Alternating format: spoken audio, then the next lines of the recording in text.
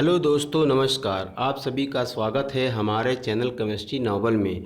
आज हम आपके लिए लाए हैं पी ब्लॉक के कुछ इंपॉर्टेंट क्वेश्चंस। तो आइए डिस्कस करते हैं। पहला question, the element which exist in liquid state for a wide range of temperature and can be used for measuring high temperature.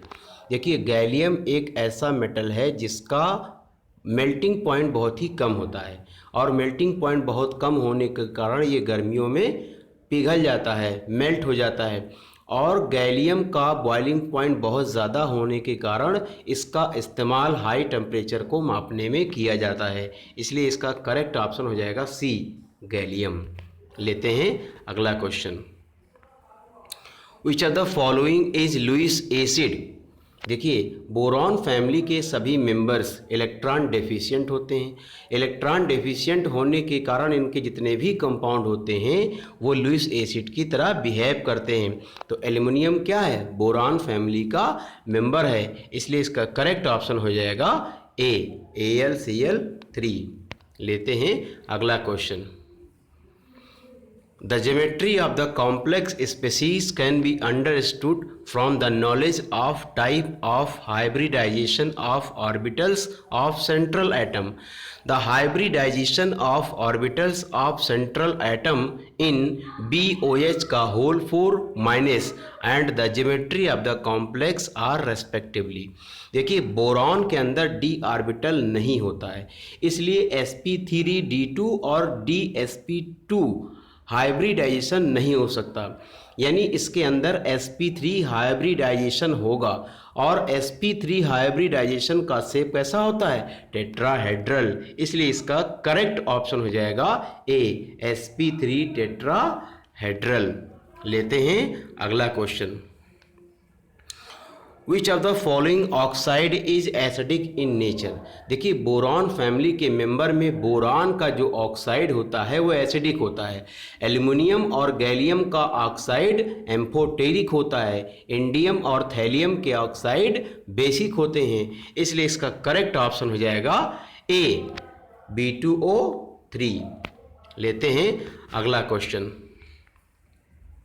The exhibition of highest coordination number depends on the availability of vacant orbitals in the central atom. Which of the following elements is not likely to act as central atom in MF6 3-? देखिए, boron के अंदर d orbital नहीं पाया जाता है, और d orbital ना पाए जाने के कारण इनका कोऑर्डिनेशन नंबर यानी कि इसकी बैलेंसी 6 नहीं हो सकती। एल्युमिनियम में, गैलियम में, इंडियम में d ऑर्बिटल पाया जाता है, जिसकी वजह से ये अपनी बैलेंसी, अपने कोऑर्डिनेशन नंबर को बढ़ा करके 6 कर सकता है। यानी इसका सही ऑप्शन हो जाएगा ए, बोरॉन। लेते हैं अगला क्वेश्चन। नेक्स्ट क्वेश्चन है कि boric acid is an acid because it's molecule. देखिए, बोरिक एसिड का फार्मूला होता है BOH का होल थ्राइस या H3BO3। अगर इसको वाटर से रिएक्ट कराते हैं तो ये वाटर का OH माइनस ले लेता है और रिलीज करता है H+ यानी कि प्रोटॉन, और बनाता है BOH का होल 4 माइनस।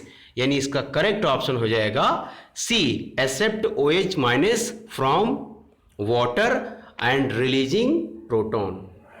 लेते हैं अगला question, catenation that is linking of similar atoms depends on the size and electronic configuration of atoms. The tendency of catenation in group 14 elements follows the order. देखिए, सबसे ज़्यादा catenation property, self linking property carbon की होती है, उसके बाद silicon की होती है। लेकिन यहाँ पर ध्यान रखने वाली बात है कि जर्मेनियम और टिन यानी Ge और Sn की जो कैटेनेशन प्रॉपर्टी होती है वो ऑलमोस्ट सेम होती है। इसलिए इसका जो करेक्ट ऑप्शन हो जाएगा वो हो जाएगा b. Thank you for watching.